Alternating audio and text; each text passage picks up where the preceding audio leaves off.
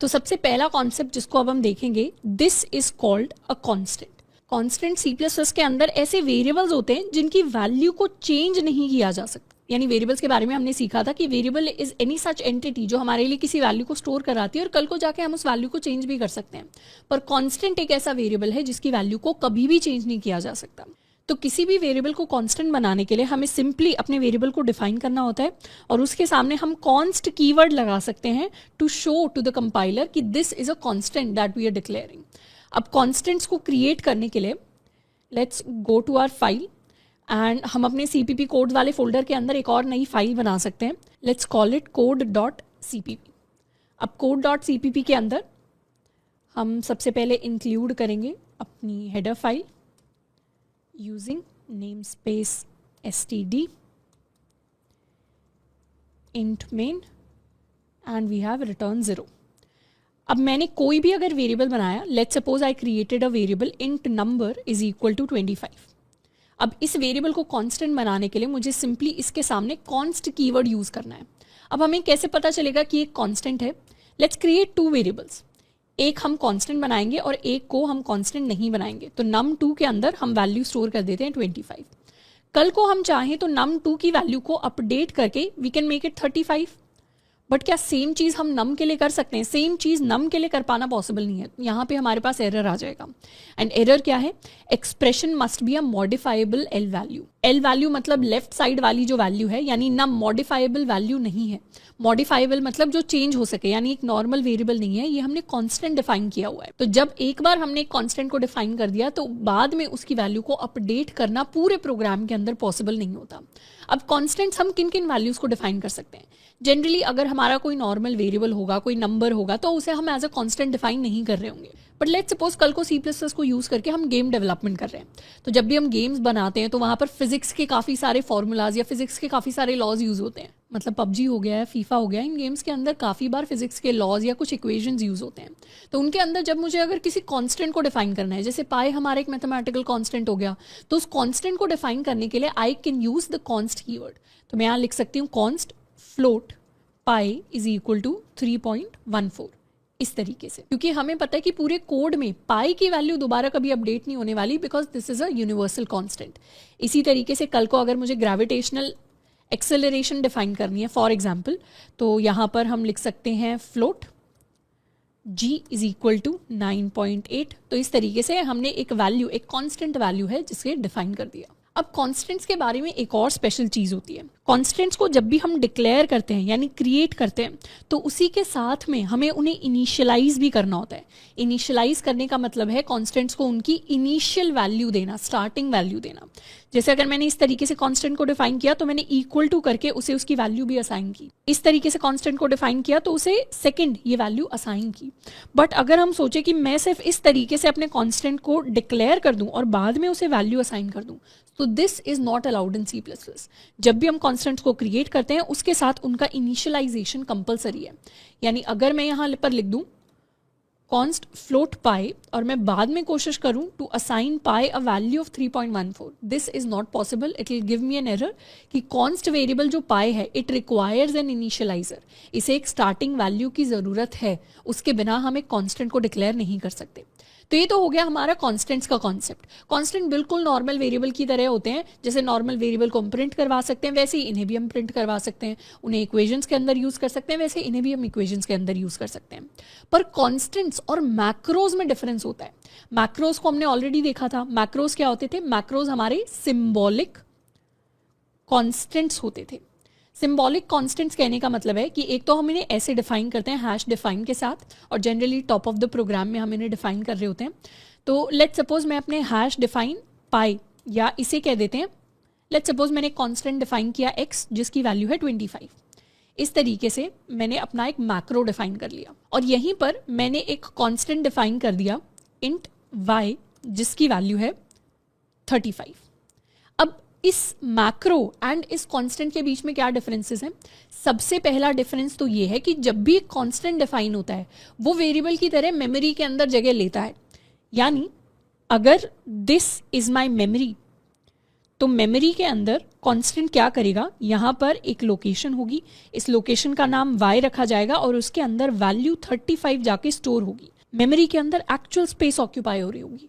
पर जब भी एक मैक्रो डिफाइन होता है, आपने नोटिस किया होगा कि मैक्रो के अंदर मुझे इसका टाइप नहीं बताना पड़ता, क्योंकि टाइप तब बताना पड़ता है जब मेमोरी के अंदर देखना हो कि कितनी स्पेस मेरा वेरिएबल या फिर मेरा कांस्टेंट लेगा। मैक्रो के अंदर टाइप बताने की इसलिए ज़रूरत नहीं पड़ती क्योंकि मैक्रो मेमोरी के अंदर कोई एक्स्ट्रा स्पेस नहीं लेता।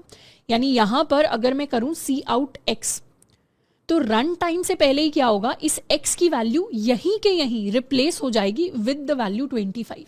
ये x कोई वेरिएबल नहीं है, ये बस एक सिंबॉलिक कांस्टेंट है जो मेमोरी के अंदर कोई एक्स्ट्रा जगह नहीं लेगा। कोड के एग्जीक्यूट होने से पहले ही इस x को हटाकर यहाँ पर 25 प्लेस कर दिया जाएगा। जबकि अगर मैं यहाँ पर सी आउट y करूँ, सी आउट y के केस में जब कोड मेरा एग्जीक्यूट होना स्टार्ट होगा तो मेमोरी से ये जो वैल्यू 35 है इसे फेच करके लाया जाएगा और फिर रन टाइम पे इसे प्रिंट करवाया जाएगा। तो ये एक बेसिक डिफरेंस होता है बिटवीन मैक्रोज एंड कॉन्स्टेंट्स। तो ये हमें हमेशा याद रखना है कि हमारे जो मैक्रोज होते हैं वो मेमोरी के अंदर, मैक्रोज मेमोरी के अंदर जो स्पेस ऑक्यूपाई करने वाला काम होता है वो नहीं करते, जबकि कॉन्स्टेंट्स मेमोरी के अंदर स्पेस ऑक्यूपाई करते हैं। अब एक जनरल रूल ऑफ थंब ये कहता है कि जब भी हमें ऐसे कॉन्स्टेंट्स डिफाइन करने हो, जैसे पाई मेरा कॉन्स्टेंट हो गया या फिर जी मेरा कॉन्स्टेंट हो गया या कोई और constant value as a variable आप डिफाइन करने की कोशिश करें प्रोग्राम में, तो इन सारी वैल्यूज को डिफाइन करने के लिए हम अपने कॉन्स्ट कीवर्ड का यूज करते हैं, क्योंकि मैक्रोज को जनरली इन वैल्यूज को कॉन्स्टेंट डिफाइन करने के लिए यूज नहीं किया जाता। मैक्रोज को जनरली जब हम डीएसए और कंपेटिटिव प्रोग्रामिंग के लिए यूज करते हैं तो उसे डेटा टाइप्स के सिंबॉलिक कॉन्स्टेंट्स बनाने के लिए यूज किया जाता है। यानी एक डेटा टाइप मॉडिफायर होता है। डेटा टाइप मॉडिफायर क्या होता है उसके बारे में अभी हम बात करेंगे, बट लेट्स सपोज मुझे एक वैल्यू डिफाइन करनी है long long x is equal to something, या लॉन्ग लॉन्ग एक्स, मुझे इस तरीके का एक वेरिएबल डिफाइन करना है। लॉन्ग लॉन्ग एक्स या लॉन्ग लॉन्ग इंट एक्स दोनों का सेम मतलब होता है C++ के अंदर, पर मैं बार बार अपने कोड के अंदर लॉन्ग लॉन्ग नहीं लिखना चाहती। लॉन्ग लॉन्ग को हम एक डेटा टाइप की तरह समझ सकते हैं। तो मैं क्या करूंगी, इसके लिए एक सिंबॉलिक कांस्टेंट डिफाइन कर दूंगी कि मैं जहां पर भी LL लिखूं उसका मतलब बेसिकली है कि मैं अपने कोड के अंदर लॉन्ग लॉन्ग टाइप का एक वेरिएबल डिफाइन करने की कोशिश कर रही हूँ। तो यहाँ पर हर बार हम LLX लिखकर अपने x वेरिएबल को डिक्लेयर कर सकते हैं।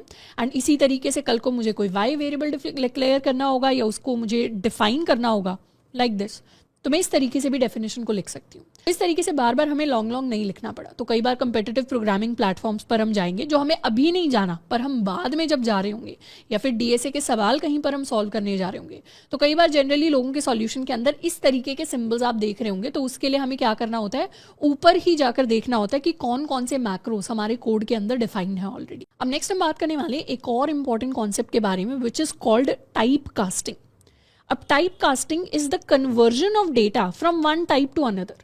यानी जब हम एक टाइप के डेटा को दूसरे टाइप के अंदर कन्वर्ट करते हैं, ये एक टाइप और दूसरा टाइप कुछ भी हो सकते हैं। इसका एग्जाम्पल हो सकता है कि लेट्स सपोज हम इंट टाइप के डेटा को फ्लोट टाइप के अंदर कन्वर्ट कर रहे हैं, या फ्लोट टाइप के डेटा को हम इंट टाइप के अंदर कन्वर्ट कर रहे हैं। दोनों के अंदर ही किसी ना किसी तरीके की टाइप कास्टिंग यूज होती है। तो दो टाइप की हमारे पास टाइप कास्टिंग होती है। One of them is implicit conversion. Implicit conversion compiler हमारे लिए करता है, और एक्सप्लिसिट कन्वर्जन प्रोग्रामर, यानी हम कंपाइलर को बताते हैं कि ये चीज़ हमें एक्सप्लिसिटली कन्वर्ट करनी है। तो सबसे पहले बात करेंगे इम्प्लिसिट कन्वर्जन के बारे में। इम्प्लिसिट कन्वर्जन को ऑटोमेटिक कन्वर्जन भी कहते हैं या इसे टाइप प्रमोशन भी कहते हैं। ये ऐसा कन्वर्जन है जो कंपाइलर हमारे लिए कर देगा, हमें इसमें कुछ एक्स्ट्रा स्टेप्स लेने की जरूरत नहीं है। And generally it is done by the compiler to avoid data loss. इसका एक एग्जाम्पल देखते हैं।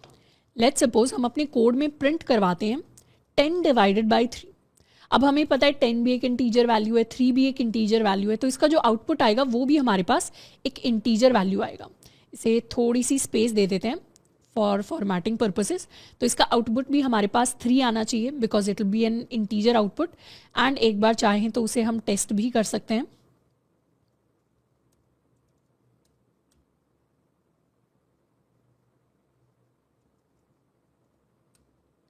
तो आउटपुट हमारे पास आया 3 के इक्वल। पर यहीं पर इसी चीज को अगर मैं कर दूं 10 डिवाइडेड बाई 3.0, तो तो ये 3.0 क्या है, ये 3.0 एक फ्लोटिंग वैल्यू बन गया, और 10 क्या है, 10 एक इंटीजर है। तो जब भी हम किसी इंटीजर को फ्लोट से डिवाइड करते हैं या फ्लोट को इंटीजर से डिवाइड करते हैं, तो उस केस में कंपाइलर कहता है क्योंकि एक टाइप बड़ा है, फ्लोट टाइप उसका साइज बड़ा होता है और इंटीजर टाइप का साइज छोटा होता है, पर यहीं पर अगर हम एक और डिवीजन करें 10 डिवाइडेड बाई 3.0, तो 3.0 यानी जो भी डेसिमल वैल्यूज होती हैं हमारा कंपाइलर उन्हें ऑटोमेटिकली डबल असाइन कर देता है, और 10 जो है वो ऑलरेडी कंपाइलर के लिए एक इंटीजर वैल्यू है। तो जब हमारा इंटीजर किसी डबल से या इंटीजर किसी फ्लोट से डिवाइड होता है या फिर फ्लोट किसी इंटीजर से या डबल किसी इंटीजर से डिवाइड होता है, तो उस केस में हमारा जो रिजल्ट आएगा वो इंटीजर रिजल्ट नहीं होगा, वो एक फ्लोट या फिर एक डबल वैल्यू होगी जो भी डिनोमिनेटर या न्यूमरेटर के अंदर यूज हुआ है। यानी जब भी कोई छोटी वैल्यू किसी बड़ी वैल्यू के साथ किसी कैलकुलेशन के अंदर होती है, तो हमेशा रिजल्टिंग जो आउटपुट होता है वो बड़े वाला डेटा टाइप होता है, क्योंकि कंपाइलर को लगता है कि फ्लोट के अंदर ज़्यादा डेटा होगा, इंटीजर के अंदर कम डेटा होगा। तो किसी भी तरीके के डेटा लॉस को बचाने के लिए हम क्या करेंगे, रिजल्ट को हमेशा फ्लोटिंग वैल्यू या डबल वैल्यू के अंदर रखेंगे, जो भी वैल्यू बड़ी है। तो यहाँ पर हमारा जो आउटपुट निकल कर आने वाला है दैट विल बी 3.33 एंड उसके आगे। तो इसे एक बार सेव करते हैं एंड लेट्स ट्राई टू री-एग्जीक्यूटेड। तो यहाँ पर ये हमारा आउटपुट आएगा। अब क्योंकि कंपाइलर हमेशा छोटे डेटा टाइप्स को बड़े डेटा टाइप्स के अंदर कन्वर्ट करता है इन इम्प्लिसिट कन्वर्जन, इसीलिए इसे हम टाइप प्रमोशन कहते हैं, यानी छोटे से बड़े की तरफ हमारा प्रमोशन हो रहा है। और जनरली ये प्रमोशन किस डायरेक्शन में होता है, तो एक हायरार्की है जिसे हम याद रख सकते हैं, यानी अगर फ्लोट और डबल होंगे तो हमेशा रिजल्ट क्या आएगा, डबल आएगा। इंट और डबल होंगे तो रिजल्ट क्या आएगा, डबल आएगा। इंट और फ्लोट होंगे तो रिजल्ट हमेशा फ्लोट आएगा। कैरेक्टर और इंट होंगे तो रिजल्ट हमेशा इंटीजर वैल्यू आएगा। अब इसका क्या एग्जाम्पल हो सकता है, जैसे फॉर एग्जाम्पल मैंने एक कैरेक्टर लिया कैपिटल ए और उसके अंदर मैंने एक इंटीजर वैल्यू को ऐड करने की कोशिश की। अब वैसे तो हमें सोच के अजीब लगेगा कि कैरेक्टर ए के अंदर हम किसी इंटीजर वैल्यू को कैसे ऐड कर सकते हैं, पर इंटरनली C++ के अंदर क्या होता है, सारे के सारे कैरेक्टर्स जब मेमोरी के अंदर स्टोर होते हैं तो वो एज नंबर्स ही स्टोर होते हैं और हर कैरेक्टर के साथ एक फिक्स्ड नंबर असाइंड होता है। तो एक्चुअली हमारा जो नंबर कैपिटल ए है in the memory it is stored as the number 65। इसी तरीके से कैपिटल बी जो है वो 66 की तरह स्टोर्ड है, कैपिटल सी जो है वो 67 की तरह स्टोर्ड है एंड सो ऑन। इनफैक्ट जो हमारे स्मॉल लेटर्स होते हैं लोअर केस, स्मॉल ए 97 की तरह स्टोर्ड होता है मेमोरी के अंदर, स्मॉल बी हमारा 98 की तरह, स्मॉल सी हमारा 99 की तरह एंड इसी तरीके से जी तक हमारे सारे के सारे लेटर्स सीक्वेंस के अंदर एज नंबर स्टोर्ड होते हैं। तो जब कंपाइलर इस सिचुएशन को एनालाइज करेगा तो वो क्या करेगा, वो देखेगा यहाँ पर तो कैरेक्टर है और यहाँ पर इंट है। अब इंटीजर के अंदर ज़्यादा डेटा स्टोर्ड होगा क्योंकि एक बड़ा डेटा टाइप है और कैरेक्टर के अंदर कम डेटा स्टोर्ड होगा, तो क्यों ना कैरेक्टर को भी प्रमोट करके इंटीजर बना देते हैं। तो इंटरनली वो यहाँ पे उसकी इंटीजर वैल्यू लेके आ जाएगा विच इज 65 एंड 65 के अंदर फिर हम 1 इंटीजर को ऐड करेंगे और फाइनल जो रिजल्ट आएगा that will be equal to 66। इसे हम इनफैक्ट कोड के अंदर होते हुए भी देख सकते हैं। लेट्स कॉपी दिस एंड इसे यहाँ पेस्ट कर देंगे। सो माई लेटर ए +1 इसका मुझे रिजल्ट प्रिंट करवाना है। इन दो लाइन्स को हम कर देते हैं comment out. Let's save it and let's compile. तो हमारा रिजल्ट हमारे पास आ जाएगा 66। इसी तरीके से अगर मैं b+1 करूं तो the result is going to be equal to 67। वो हमें दिखाता है कि हमारे जो लेटर्स हैं वो सीक्वेंस के अंदर चल रहे हैं। इनफैक्ट ये जो नंबर्स मैंने बताए हैं इन्हें हम वेरीफाई भी कर सकते हैं। कैसे वेरीफाई करेंगे, हम सिंपली सी आउट कर सकते हैं कैपिटल A -0 को, यानी जो भी नंबर असाइंड होगा वो सिंपली यहाँ से माइनस हो जाएगा, तो हमें ए का जो वैल्यू है इंटरनली जो मेमोरी के अंदर स्टोर है वो पता चल जाएगी एंड इसी तरीके से हम स्मॉल ए की वैल्यू को भी निकाल सकते हैं।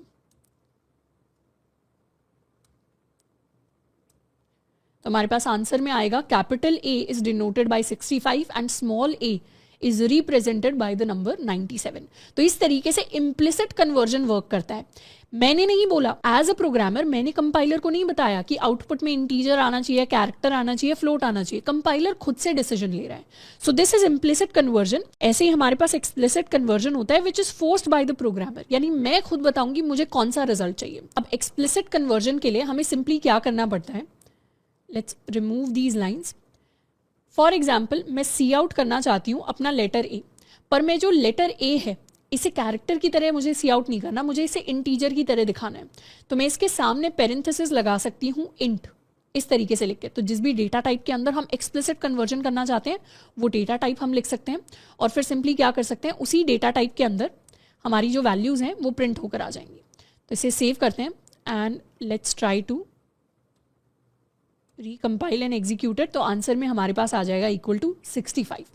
उसी तरीके से लेट्स सपोज हमारे पास एक फ्लोटिंग वैल्यू है, float pi is equal to 3.14, पर मुझे इस पाई को टाइप कास्ट करना है टू एन इंटीजर। तो उसके लिए मैं यहाँ पर लिख सकती हूँ इंट एंड यहाँ पर हम अपनी पाई की वैल्यू लिख देंगे। इनफैक्ट ये वैल्यूज़ हम हटा देते हैं and let's write pi here. तो आंसर में हमारे पास आएगा 3। तो जैसे ही इंट में टाइप कास्ट करेंगे फ्लोट वैल्यू के जो पॉइंट के डेसिमल के बाद वाले सारे डिजिट्स हैं वो डिलीट हो जाएंगे। इसका एक और एग्जाम्पल देखते हैं। For example I want to C out 10 divided by 3। तो उस केस में मुझे क्या मिलेगा, मुझे आंसर के अंदर अभी रिजल्ट मिलने वाला है 3, पर मुझे फाइनल आउटपुट क्या चाहिए, मुझे तो फाइनल आउटपुट चाहिए एक फ्लोटिंग वैल्यू। तो मैं या तो न्यूमरेटर या डिनोमिनेटर किसी भी एक को फ्लोट के अंदर टाइप कास्ट कर सकती हूँ। तो I can simply write float. तो उससे क्या होगा, 10 अब एक फ्लोटिंग वैल्यू के अंदर कन्वर्ट हो गया, तो उससे फाइनल रिजल्ट भी 3.3333 आएगा।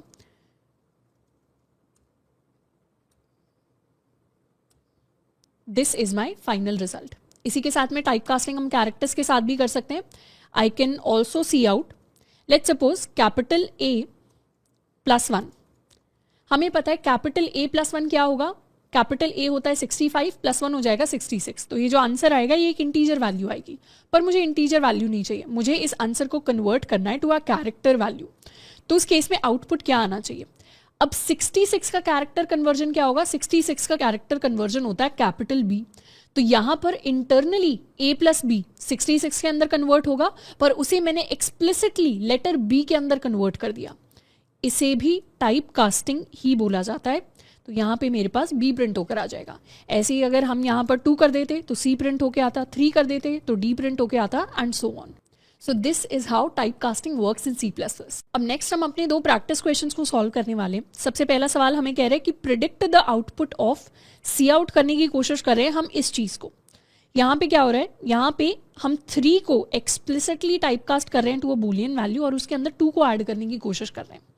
अब नॉर्मली अगर कहीं भी 3 + 2 होगा तो हमें पता है इसका आउटपुट 5 आने वाला है, पर यहाँ पे नॉर्मल सिनेरियो नहीं हो रहा। जब भी हम 3 को बूलियन के अंदर टाइप कास्ट करते हैं, तो बूलियन के अंदर टाइप कास्ट करने का क्या मतलब होता है, हमें पता है बूलियन वैल्यूज कैसे वर्क करती है। बूलियन के अंदर या तो वैल्यू ट्रू हो सकती है या फिर वैल्यू फॉल्स हो सकती है। ट्रू वैल्यू का मतलब होता है कि हमारे पास प्रिंट होकर आता है 1 और फॉल्स वैल्यू इंटरनली स्टोर्ड होती है एज 0। तो किसी भी नंबर को अगर हम बूलियन के अंदर टाइप कास्ट करेंगे और वो नंबर अगर एक नॉन जीरो नंबर है तो उसकी बूलियन वैल्यू कंप्लीटली कन्वर्ट हो जाएगी टू 1। यानी अगर मैंने लिखा बूल 5 तो उसका आंसर क्या होगा, उसका आंसर होगा 1। अगर मैंने लिखा बूल 10 तो उसका आंसर क्या होगा, उसका आंसर होगा 1। अगर मैंने लिखा बूल -10 इस तरीके से तो उसका आंसर भी 1 होगा। पर बूल 0 का आंसर 0 होता है, बस ये एक्सेप्शन होता है।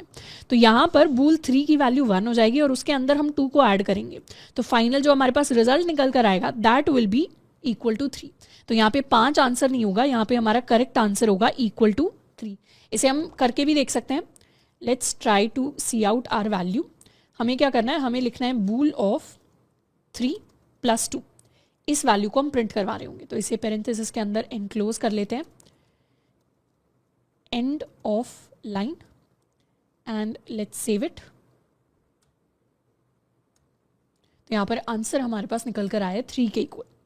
इसी तरीके से सेकेंड क्वेश्चन की तरफ बढ़ते हैं। सेकेंड क्वेश्चन हमें कह रहा है कि we have to predict the output. तो यहाँ पर आउटपुट के अंदर हमारे पास है 23.5। ये वैल्यू डबल भी हम इसे एज्यूम कर सकते हैं, फ्लोट भी एज्यूम कर सकते हैं। वैसे तो ये डबल आएगी, पर अगर इसे फ्लोटिंग वैल्यू भी एज्यूम कर लेंगे तो भी कोई फर्क नहीं पड़ेगा। यहाँ पर ये जो 2 है ये एक इंटीजर वैल्यू है, यहाँ पर ये जो a है ये कैरेक्टर वैल्यू है। तो बेसिकली अगर हम फ्लोट सोचें, इंट सोचें, कैर सोचें, इनमें सबसे बड़ा डेटा टाइप कौन सा है, सबसे बड़ा डेटा टाइप होगा हमारे पास फ्लोटिंग वैल्यू। या फिर अगर हम डबल एज्यूम कर रहे हैं तो इसके अंदर सबसे बड़ा डेटा टाइप होगा हमारे पास हमारी डबल वैल्यू। तो यहाँ पर कोई एक्सप्लिसिट टाइप कास्टिंग नहीं हो रही। यहाँ पर क्या हो रहा है, यहाँ पे हमारा कंपाइलर खुद ही इस इंट को डबल के अंदर कन्वर्ट कर देगा और इस कैरेक्टर को भी डबल के अंदर प्रमोट कर देगा। तो जब ये सारी वैल्यूज़ डबल के अंदर जाएंगी तो 23.5 तो 23.5 रहेगा। इसके अंदर हम ऐड करेंगे अपने 2 को, या इसे 2.0 हम अज्यूम कर लेंगे, और कैरेक्टर कैपिटल ए किस में कन्वर्ट हो जाएगा, ये कन्वर्ट हो जाएगा टू 65.0। तो इसका जो आंसर आएगा हमारे पास that will be equal to 90.0। तो इसे हम प्रिंट भी करवा सकते हैं। We can do C out 23.5 plus 2 plus capital A. इसे सेव कर लेते हैं and let's try to reexecuted. तो हमारे पास आंसर में आएगा 90.5। अब नेक्स्ट हम स्टार्ट करने वाले एक और इम्पॉर्टेंट टॉपिक के बारे में जिसका नाम है ऑपरेटर्स। ऑपरेटर्स क्या होते हैं? Operators are symbols that tell compiler to perform some operation. तो मैथ के अंदर या फिर प्रोग्रामिंग में अगर कहीं भी हमें a+b दिखता है तो ये क्या है? इसे हम प्रोग्रामिंग के अंदर एक एक्सप्रेशन कहते हैं। और यहाँ पर ये जो a है या फिर ये जो b है, इन्हें प्रोग्रामिंग की या फिर मैथ की भाषा में ऑपरेंड बोला जाता है। These are operands. और ये जो प्लस है ये हमारा वो स्पेशल सिंबल है जिसे हम अपना ऑपरेटर कहते हैं। तो operators are nothing but symbols जो बताते हैं कि क्या ऑपरेशन परफॉर्म होना चाहिए। यहाँ पे एडिशन का ऑपरेशन है, ऐसे ही अगर मैंने a-b लिख दिया तो यहाँ पे माइनस क्या होगा? सब्ट्रैक्शन वाला ऑपरेटर होगा जो मैथ के अंदर या प्रोग्रामिंग के अंदर बताएगा कि यहाँ पे हम सब्ट्रैक्शन करने की कोशिश कर रहे हैं। तो इसी तरीके से C++ के अंदर बहुत सारे डिफरेंट ऑपरेटर्स हैं जिन्हें हम डिटेल में पढ़ने वाले हैं। अब डिफरेंट टाइप्स ऑफ ऑपरेटर्स जिन्हें हम पढ़ने वाले हैं, इसमें सबसे पहले हमारे एरिथमेटिक ऑपरेटर्स होंगे, फिर assignment operators, relational operators, logical operators, and एक और ऑपरेटर टाइप हमारे पास होता है बिटवाइज ऑपरेटर्स। अब बिटवाइज ऑपरेटर्स ऐसे हैं जिन्हें हम इस चैप्टर के अंदर नहीं पढ़ेंगे, उन्हें बाद में जाके हमारा बिट मैनिपुलेशन के ऊपर पर एक पूरा चैप्टर होगा जिसके अंदर हम बिटवाइज ऑपरेटर्स को डिटेल के अंदर कवर कर रहे होंगे। तो टेंशन लेने की जरूरत नहीं है, आज के चैप्टर के अंदर हम इन 4 टाइप्स को डिटेल में कवर करेंगे। सबसे पहले बात करते हैं अपने एरिथमेटिक ऑपरेटर्स के बारे में। एरिथमेटिक ऑपरेटर्स 2 टाइप के होते हैं। सबसे पहले होते हैं हमारे binary operators and second category होती है हमारे यूनरी ऑपरेटर्स की। अब एरिथमेटिक ऐसा वर्ड है जो आपने पहले भी सुना होगा। Arithmetic operators basically mathematical functions को परफॉर्म करते हैं, जैसे प्लस हो गया, एडिशन हो गया, सब्ट्रैक्शन हो गया, मल्टीप्लाई हो गया, डिवाइड हो गया, या रिमाइंडर का ऑपरेशन हो गया। इस तरीके के जो छोटे मोटे मैथ वाले बेसिक ऑपरेशंस होते हैं, इन्हें परफॉर्म करने के लिए हम अपने एरिथमेटिक ऑपरेटर्स को यूज करते हैं। अब यहाँ पे बाइनरी और यूनरी का क्या मतलब है? बाइनरी का बेसिक मतलब होता है 2। तो 2 का कहने का क्या मतलब है? ये ऐसे ऑपरेटर्स हैं जिन्हें 2 ऑपरेंड्स चाहिए होते हैं। मतलब अगर मैं एडिशन परफॉर्म करना चाहती हूँ तो ऐड करने का मतलब ही 2 नंबर्स को जोड़ना होता है। तो उसके लिए कितने ऑपरेंड्स चाहिए होंगे? मुझे a और b 2 ऑपरेंड्स चाहिए होंगे। अगर मैं सब्ट्रैक्ट करने की कोशिश कर रही हूँ तो मैं a-b करूंगी, तो वहां पे भी कितने ऑपरेंड्स चाहिए? मुझे 2 ऑपरेंड्स चाहिए। तो जनरली मैथ के अंदर आज तक जितने भी हमने ऑपरेटर्स पढ़े होंगे वो सारे हमारे बाइनरी ऑपरेटर्स रहे थे। पर आज C++ के अंदर हम एक स्पेशल ऑपरेटर भी पढ़ेंगे जो हमारे यूनरी ऑपरेटर्स होते हैं। अब यूनरी से पहले एक बार बाइनरी को डिटेल में डिस्कस कर लेते हैं। बाइनरी ऑपरेटर्स में सबसे पहले हमारा एडिशन, या यहाँ पर हेडिंग दे देते हैं इन्हें एरिथमेटिक ऑपरेटर्स। इसमें सबसे पहले हमारा एडिशन वाला ऑपरेटर आता है। एडिशन करने के लिए we can take 2 variables, int a is equal to 3 and int b is equal to 5। अब अगर मुझे सम को दिखाना है, यानी प्लस ऑपरेटर को मुझे यूज करके दिखाना है, तो उसके लिए हम लिख सकते हैं a प्लस b एंड यहाँ पर एंड ऑफ लाइन। तो इस तरीके से a प्लस b यहाँ पर जो रिजल्ट आएगा that will be 3 + 5 which is equal to 8। उसी तरीके से हम अपने डिफरेंट ऑपरेटर्स को लिख सकते हैं। माइनस के लिए क्या होने वाला है? माइनस के लिए हम लिखेंगे a माइनस b। तो a माइनस b होगा 3 - 5 and 3 - 5 is going to be equal to -2। Next हमारे पास हो जाएगा मल्टीप्लाई। मल्टीप्लाई का सिंबल हमारे पास C++ के अंदर होता है एस्टरिस्क या फिर हमारा स्टार वाला सिंबल। तो यहाँ पर we can do a multiplied by b। तो 3 जब 5 से मल्टीप्लाई होगा हमारे पास आंसर में आएगा 15। नेक्स्ट है डिवाइड। डिवाइड के लिए हम अपना स्लैश यूज करते हैं। तो a डिवाइडेड बाई b होगा, यानी 3 डिवाइडेड बाई 5। तो 3 डिवाइडेड बाई 5 हमारे पास हो जाएगा 0 के इक्वल, क्योंकि इंटीजर और इंटीजर का फाइनल रिजल्ट हमेशा एक इंटीजर वैल्यू ही आती है।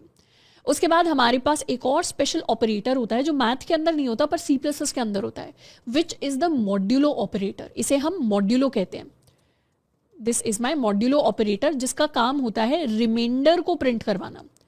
जब भी कहीं पे डिवीजन हो रहा होता है तो जब भी हम 3 को 5 से डिवाइड करेंगे तो बेसिकली 3 क्योंकि 5 से छोटा नंबर है तो क्वोशिएंट में 0 आएगा और जो रिमाइंडर हमारे पास वैल्यू होगी the remainder value is going to be equal to 3। या फिर इसका एक बार ऑपोजिट करके देखते हैं। लेट्स सपोज मुझे 5 को डिवाइड करना है 3 से, तो इस केस में क्या होगा, क्वोशिएंट तो मेरा 1 हो जाएगा 3 और रिमाइंडर क्या हो जाएगा, रिमाइंडर वैल्यू आ जाएगी 2।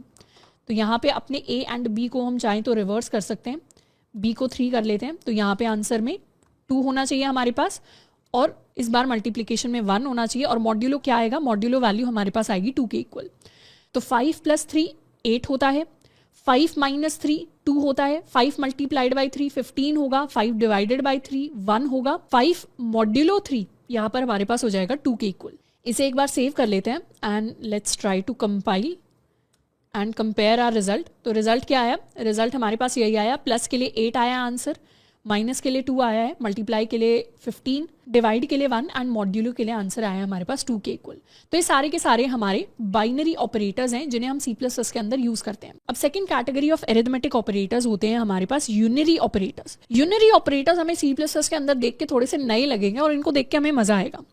बेसिकली अगर हम C++ के अंदर कुछ ऐसा करना चाहते हैं, यहाँ पर इन वैल्यूज को कॉमेंट आउट कर देते हैं एंड इसे भी कॉमेंट आउट कर देते हैं। लेट्स सपोज हम कोई वेरिएबल बनाते हैं int a = 3 और कल को हम 3 का 4 करना चाहते हैं, यानी हम a को अपडेट करना चाहते हैं बाय 1, तो हम सिंपली लिख सकते हैं a = a + 1। a = a + 1 लिखने का मतलब है कि यहाँ पर पहले a + 1 कैलकुलेट होगा यानी 4 होगा और फिर इसी 4 वैल्यू को जाके हम a के अंदर स्टोर कर देंगे। तो अब a की वैल्यू को नेक्स्ट टाइम जब हम सी आउट करा रहे होंगे इस तरीके से a, तो हमारे पास क्या प्रिंट होगा, हमारे पास 4 हो जाएगी वैल्यू अपडेट होकर। अब यही जो लाइन होती है a = a + 1, इसी को शॉर्ट में लिखने का तरीका होता है a++। तो ये प्लस प्लस क्या है, ये प्लस प्लस एक यूनरी ऑपरेटर है, इसे सिंगल ऑपरेंड चाहिए। कौन सा ऑपरेंड, a इसका ऑपरेंड हो गया। और प्लस प्लस को हम कहते हैं इंक्रीमेंट ऑपरेटर, यानी ये किसी भी वैल्यू को इंक्रीज कर देता है बाय 1।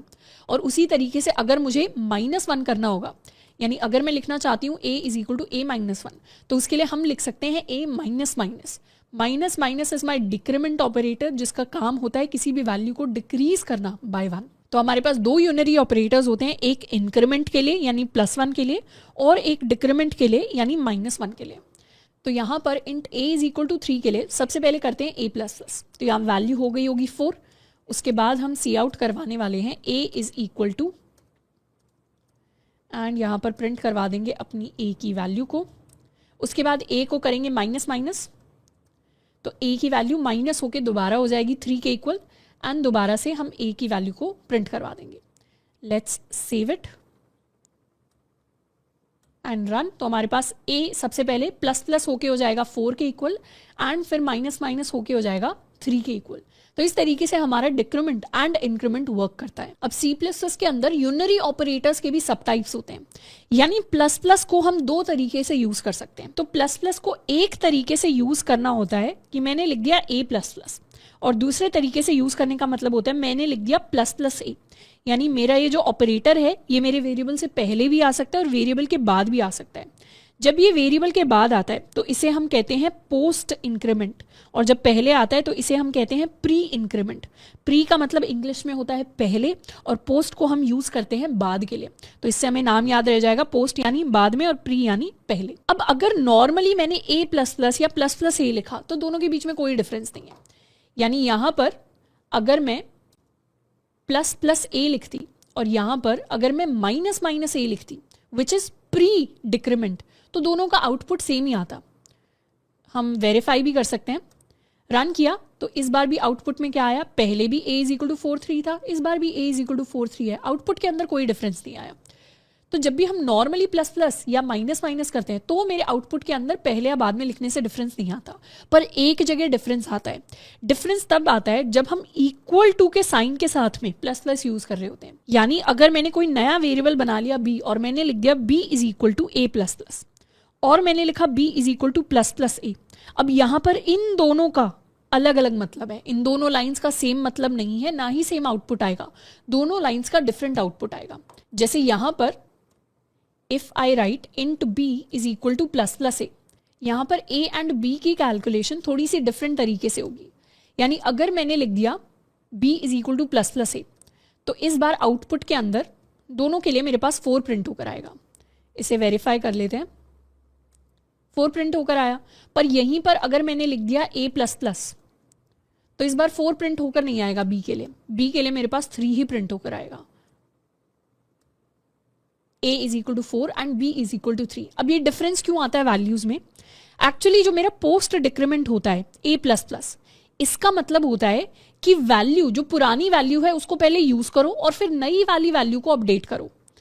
तो इसका बेसिक मतलब होता है यूज एंड देन अपडेट।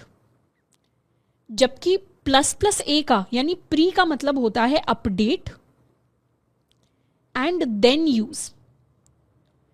तो प्री पहले ही अपडेट कर देता है और पोस्ट बाद में अपडेट करता है, यानी बाद में +1 करता है। इसे हम ऐसे याद रख सकते हैं कि अगर हम जियो या एयरटेल या वोडाफोन का अगर कनेक्शन रखते हैं तो जनरली हमारे पास प्रीपेड कनेक्शन होता है। प्रीपेड कनेक्शन का मतलब होता है जिसमें हम रिचार्ज पहले ही कराते हैं, तो पहले ही रिचार्ज होता है, बाद में हम अपने फ़ोन को यूज़ कर पाते हैं। लेकिन कुछ कुछ लोगों के पास पोस्ट पेड कनेक्शन भी होता है जिसमें पहले वो 1 महीना फ़ोन को यूज़ करते हैं और लास्ट में जाके रिचार्ज कर रहे होते हैं। तो वैसा ही कुछ लॉजिक यहाँ पर है कि पहले हम अपनी वैल्यू को अपडेट कर देंगे और बाद में जाके उसे यूज़ करेंगे, पर यहाँ पर हम पहले अपनी वैल्यू को यूज़ करेंगे पुराने वाली को और बाद में जाके अपडेट करेंगे। तो जब हम b is equal to a plus plus लिखते हैं, इसका मतलब है a की जो पुरानी वैल्यू है वो पहले b के अंदर असाइन हो जाएगी, मतलब b के अंदर 3 आ जाएगा और बाद में जाके a अपडेट हो जाएगा टू 4। इसीलिए इस केस में हमारे पास b की वैल्यू तो 3 प्रिंट हुई जबकि a की वैल्यू 4 प्रिंट हुई, क्योंकि a तो इंटरनली अपडेट हो ही जाएगा।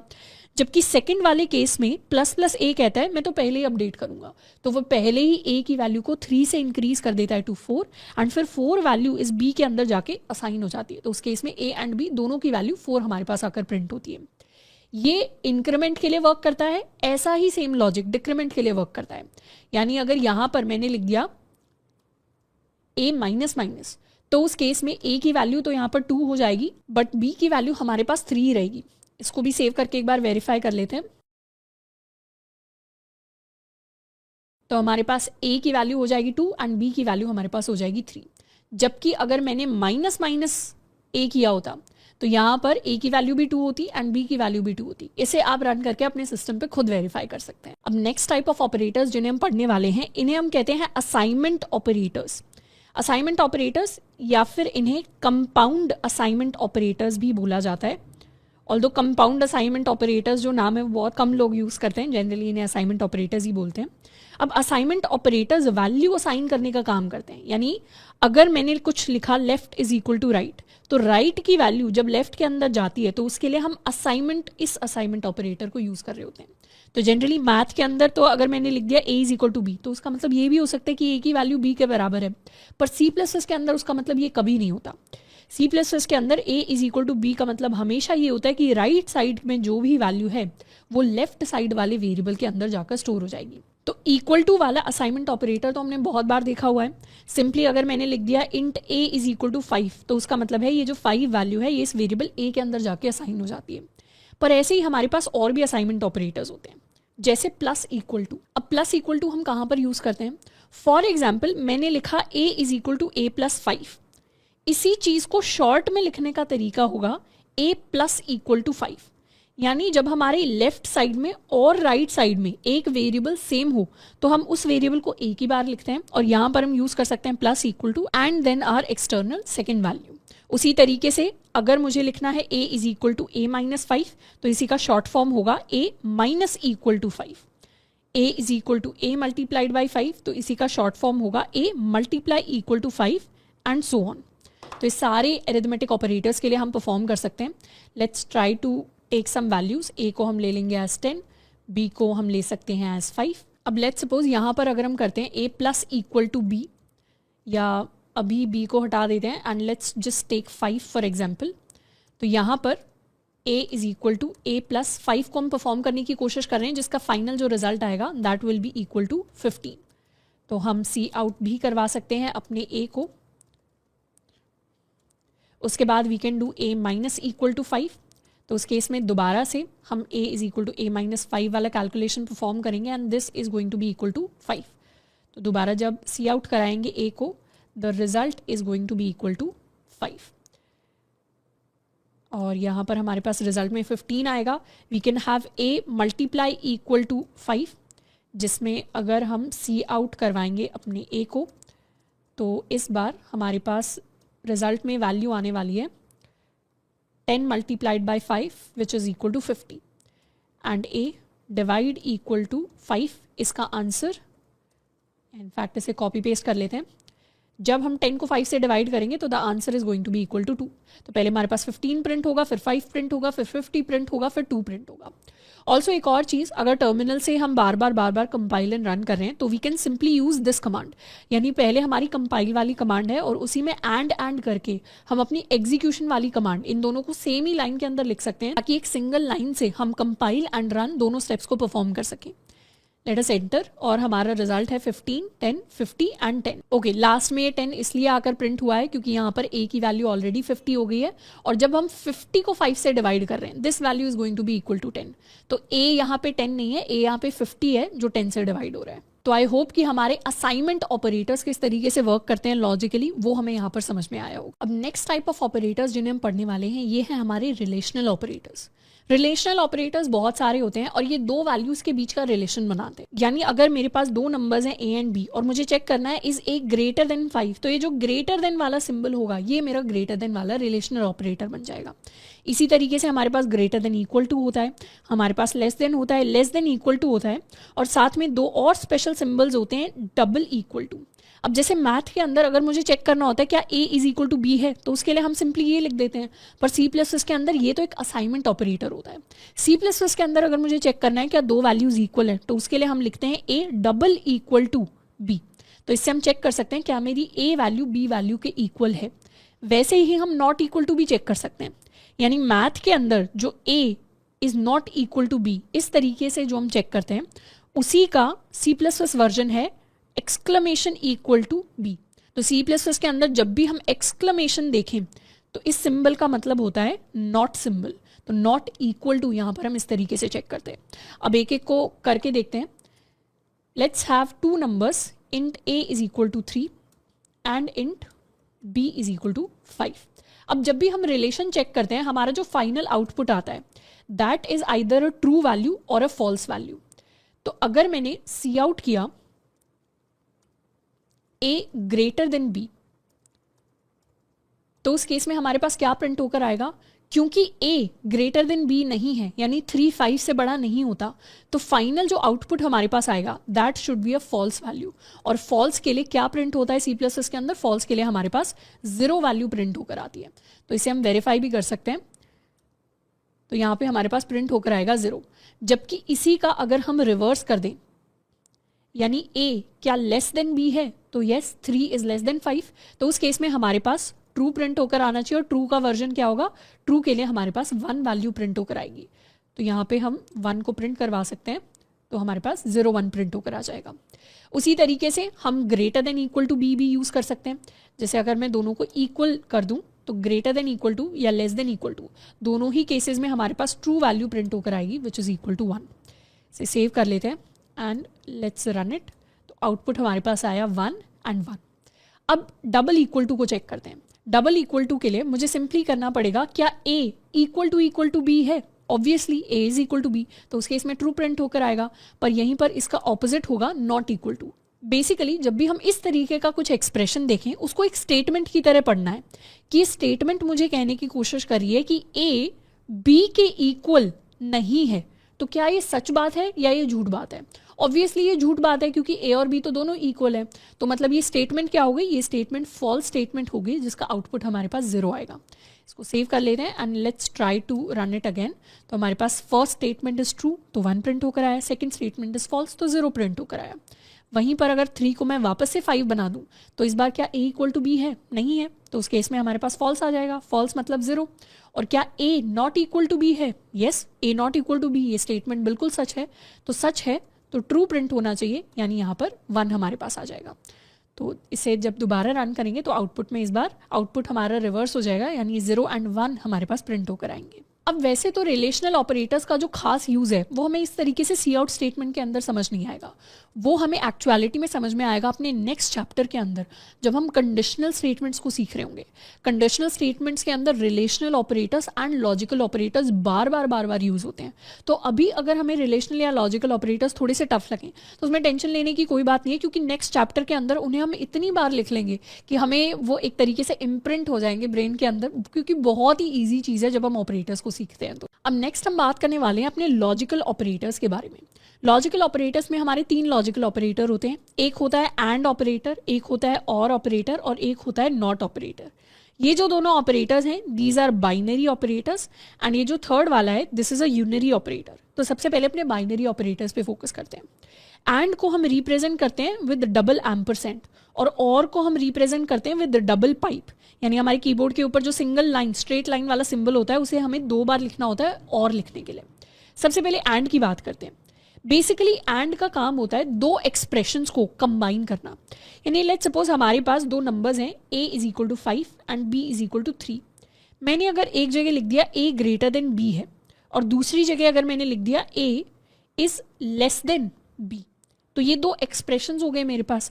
अगर मुझे दोनों एक्सप्रेशन से कुछ फाइनल रिजल्ट लेकर आना है तो उसके लिए हम एंड और को यूज कर सकते हैं। बेसिकली ये जो मेरा एक्सप्रेशन है, अगर एक्सप्रेशन 1 की वैल्यू ट्रू हो जाए और एक्सप्रेशन 2 की भी वैल्यू अगर ट्रू हो जाए तो फाइनल रिजल्ट में अगर हमें ट्रू चाहिए तो उसके लिए हम एंड ऑपरेटर को यूज करते हैं। तो अगर मैं इन वैल्यूज को हटा दूं तो बेसिकली एंड ऑपरेटर हमें फाइनल रिजल्ट में ट्रू या फॉल्स ही देता है, पर ट्रू वो उस केस में देता है जब लेफ्ट वाला और राइट वाला दोनों एक्सप्रेशन ट्रू है। यानी लेफ्ट वाली वैल्यू भी ट्रू है, राइट वाली वैल्यू भी ट्रू है, तब मेरा एंड मुझे ट्रू देगा। और दोनों में से एक भी अगर फॉल्स हो गया तो उस केस में मेरे पास फॉल्स प्रिंट होकर आएगा। इसको एक बार देखते हैं। जैसे लेट्स सपोज आई हैव, या इनफैक्ट इसे डायरेक्टली भी प्रिंट करवा सकते हैं। जैसे अगर मैंने सी आउट किया, लेफ्ट में मेरे पास एक्सप्रेशन है 3 इज लेस देन 5, तो 3 इज लेस देन 5 क्या है, एक ट्रू वैल्यू देगा मुझे। और बीच में मैंने लिख दिया एंड और राइट में एक और एक्सप्रेशन 10 इज ग्रेटर देन 5, तो 10 इज ग्रेटर देन 5 भी क्या देगा, मुझे ट्रू रिटर्न करके देगा। तो ये भी अगर वैल्यू ट्रू है, ये भी अगर वैल्यू ट्रू है, तो फाइनल रिजल्ट क्या आना चाहिए, फाइनल रिजल्ट भी ट्रू आना चाहिए। तो यहाँ पर एंड कर लेते हैं and the final result is true, यानी उसके लिए मेरे पास क्या प्रिंट होगा, उसके लिए मेरे पास प्रिंट होकर आएगा 1। तो इसे सेव करें और रन करें तो आउटपुट में हमारे पास वैल्यू आ जाएगी 1। पर यहीं पर दोनों में से एक भी एक्सप्रेशन अगर फॉल्स हो जाता, यानी इसे मैं लिख देती 10 इक्वल टू 5, तो उस केस में ये फॉल्स हो जाती वैल्यू, तो उस केस में मेरे पास 0 रिटर्न होकर आ जाता। तो यहाँ पर हमारे पास 0 रिटर्न होकर आ जाता। तो इसकी हम एक लॉजिक टेबल भी बना सकते हैं कि एंड एग्जैक्टली वर्क कैसे करता है। तो लेट्स सपोज हमारे पास एक हमारा एक्सप्रेशन 1 है, तो this is basically my expression 1, और एक हमारे पास एक्सप्रेशन 2 है। तो एक्सप्रेशन 1 एक्सप्रेशन 2 के हिसाब से हमारे जो फाइनल आउटपुट की वैल्यू है वो वेरी कर सकती है। जैसे let's suppose this is my expression 1, this is my expression 2। अगर मेरे एक्सप्रेशन 1 की वैल्यू ट्रू है और एक्सप्रेशन 2 की भी वैल्यू ट्रू है, उस केस में फाइनल रिजल्ट हमारे पास आएगा ट्रू के इक्वल। पर 1 अगर ट्रू है और 2 वाला फॉल्स हो गया तो उस केस में फाइनल रिजल्ट फॉल्स आएगा। वहीं पर अगर 1 फॉल्स हो गया, सेकंड ट्रू है, या दोनों ही फॉल्स हो गए, तो उन केसेस में भी हमारे पास फाइनल रिजल्ट जो है वो फॉल्स प्रिंट होकर आएगा। So this is how my logical and operator works. अब ऐसा सारी कुछ लॉजिक हमारे लॉजिकल और का होता है। बस और क्या करता है, और बेसिकली देखता है कि दोनों में से अगर एक भी एक्सप्रेशन ट्रू हो गया तो मैं भी ट्रू दे दूंगा। जैसे यहाँ पर this expression is false, this is true, तो यहाँ पर अगर मैंने और यूज़ किया तो उस केस में मेरे पास ट्रू ही प्रिंट होकर आएगा। इसे क्लियर कर लेते हैं। यहाँ पर हमारे पास ट्रू प्रिंट होकर आएगा। पर अगर मैंने दोनों को ही गलत कर दिया, दोनों ही वैल्यूज अगर फॉल्स है, तो उस केस में हमारे पास फॉल्स आएगा। जैसे let's save it and run, तो हमारे पास वैल्यू आ जाएगी फॉल्स के इक्वल। तो और कैसे काम करता है, और के केस में अगर ये मेरा एक्सप्रेशन 1 है, this is my expression 2 and this is my output, तो एक्सप्रेशन 1 ट्रू है, एक्सप्रेशन 2 ट्रू है, उस केस में और भी ट्रू देगा। एक्सप्रेशन 1 ट्रू है, 2 फॉल्स है, तो उस केस में भी और हमें ट्रू दे देगा। ये अगर फॉल्स है, ये अगर ट्रू है, तो उस केस में भी ट्रू दे देगा।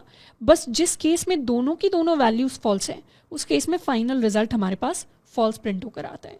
तो दिस इज हाउ माई और वर्क्स इन C++। अब तीसरा ऑपरेटर, लॉजिकल ऑपरेटर हमारे पास होता है not operator. Not operator basically negate करता है किसी भी चीज़ को, यानी फ्लिप कर देता है। जैसे अगर कोई वैल्यू, कोई एक्सप्रेशन मुझे ट्रू दे रहा होगा तो उसके फाइनल रिजल्ट को फॉल्स कर देगा, कोई फॉल्स दे रहा होगा तो उसके फाइनल रिजल्ट को ट्रू कर देगा। फॉर एग्जाम्पल यहाँ पर अगर मैंने लिखा है 3 = टू 5, अब वैसे तो कायदे से इसकी वैल्यू क्या प्रिंट होनी चाहिए, this should be a false value, यानी ये मेरे पास 0 प्रिंट होकर आना चाहिए। पर इसी के आगे अगर मैंने नॉट लगा दिया तो अब मेरी वैल्यू फ्लिप हो जाएगी, यानी ट्रू प्रिंट होगा। लेट्स क्लियर इट एंड सी, मेरे पास 1 प्रिंट होकर आएगा। वहीं पर अगर मैंने लिख दिया नॉट इक्वल टू, यानी 3 5 के इक्वल नहीं है, ये तो सच होना चाहिए, पर इसी का मैंने निगेशन कर दिया तो ये फॉल्स हो जाएगा और फाइनल आउटपुट हमारे पास 0 प्रिंट होकर आएगा। कुछ इस तरीके से अगर मैंने लिख दिया 3 > 5, वैसे तो ये वैल्यू फॉल्स है, पर क्योंकि सामने मैंने नॉट लगा दिया तो आउटपुट में हमारे पास ट्रू रिटर्न होकर आएगा, यानी हमारे पास आउटपुट में प्रिंट होगा 1। तो इस तरीके से हमारे ये तीनों डिफरेंट लॉजिकल ऑपरेटर्स वर्क करते हैं। अब लॉजिकल ऑपरेटर्स को सिंपली हम ऐसे सी आउट कराने के लिए यूज़ नहीं करते, जैसे रिलेशनल ऑपरेटर्स को कंडीशनल स्टेटमेंट्स में सीखेंगे, वैसे ही हम लॉजिकल ऑपरेटर्स को भी काफ़ी ज़्यादा एक्सटेंसिवली अपने कंडीशनल स्टेटमेंट्स के अंदर यूज़ करने वाले हैं। तो आई होप कि आज के चैप्टर से C++ फंडामेंटल कॉन्सेप्ट्स के बारे में हमने और काफ़ी सारी चीज़ें सीखी होंगी, जिन सबको हम अप्लाई कर रहे होंगे।